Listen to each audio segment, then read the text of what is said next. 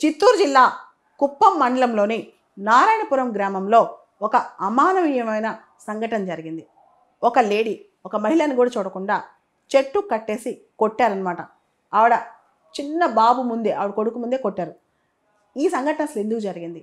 ఆవిడ భర్త 80,000 రూపాయలు అప్పు తీసుకున్నాడంట. అది అమ్మాయి రోజువారీ పనిచేస్తూ చెల్లిస్తుంది. పూర్తిగా చెల్లించలేకపోవడంతో ఆవిడ చెట్టు కట్టేసి కొట్టారంట. ఇంత దారుణమైన సంఘటన ఈ రోజులో జరుగుతుంది. పాత రోజుల్లో జమీందారీ సిస్టమ్, జాగీర్దారీ సిస్టమ్ మనం చూస్తే కనుక ఈ దొరా సిస్టమ్స్ ఉన్నప్పుడు అప్పు చెల్లించలేకపోతే ఇలా బానిసలుగా చూడటం, కొట్టడం జరిగేది. ఇంత మోడర్న్ డెమోక్రసీలో ఈ రోజుల్లో అప్పు చేయటం అనేది ఒక సివిల్ రాంగ్ అనమాట. దాని చెట్టు పట్టుని కట్టేసి కొట్టడం అనేది చాలా అమానుషం. ముఖ్యంగా ఒక మహిళ పైన ఇలాంటి చర్యలు తీసుకోవడం చాలా తప్పు. ఇమీడియట్గా ప్రభుత్వం స్పందించిందంట. స్పందించి ముఖ్యంగా ఆ area constituency MLA Chandrababu Naidu గారు ఆవిడకి సహాయం కూడా చేశారని వార్తలు వస్తున్నాయి. ఏది ఏమైనప్పటికీ ఇలాంటి సంఘటనలు చాలా కూడా వెలుగులోకి రావన్నమాట, ముఖ్యంగా గ్రామాల్లో.